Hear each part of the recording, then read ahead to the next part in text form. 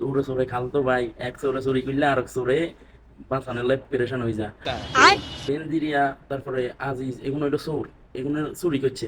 এখন তার প্রসঙ্গে কথা জিগাইলে এই প্রসঙ্গ আগে যে বিএনপির গুণ চোরের চোরের লিস্ট করতে গেলে আগে বিএনপি করেন লাগবে। বিএনপি তখন 20 বছর ক্ষমতাত নেই।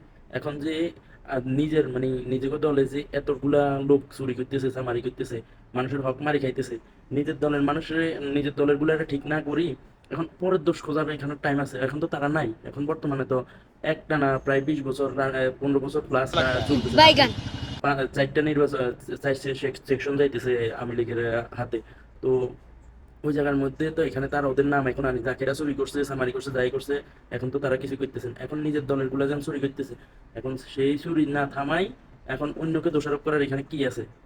আগে নিজের দলের গুলারে ঠিক করতে হবে। এখন বর্তমানে যেটি আছে এটি আগে ঠিক করতে হবে। এটি ঠিক না করে মানুষের দোষ খুঁজি এখন আর কোনো লাভ নেই, কারণ যারা চুরি করছে তারা শেষ, তারা এখনো প্রায় মৃত নাই, তাদের হয় জেল জুলুমের শিকার, আর নইলে মারা গেছে, বহুত কিছু গেছে। এখন নিজের দলের গুলার ঠিক করলেই তো হয়, মানুষের গুলার তো এখন দোষ খোঁজার সময় নেই।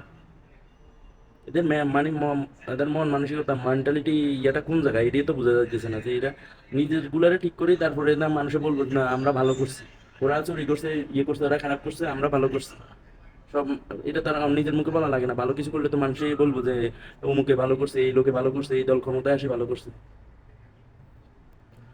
কি ধরি এরা, মানে এমপি মন্ত্রী বইয়ে আল্লাহ মাহমুদে ভালো জানে এদের মন মানসিকতা, মেন্টালি এটা কোন জায়গা থেকে আইয়ে।